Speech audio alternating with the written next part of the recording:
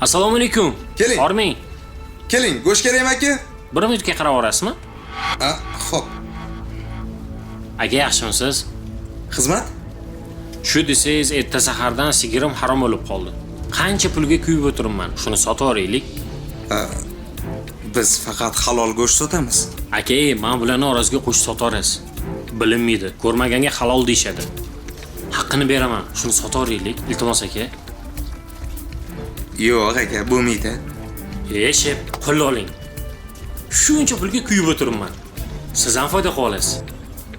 Xo'p deng, bitta sigiri pulga kuyib o'tiribman. Jon aka, mashinam omboringiz oldida turibdi. Xo'p deng aka.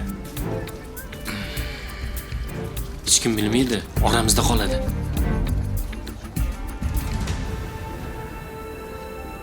Shep, molni sep, omborga tiqib tayyorlab qo'ydik. Rahmat sizga.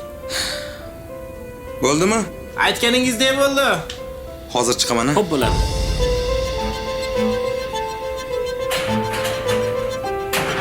Darrov pul olib chiqadi shekilli.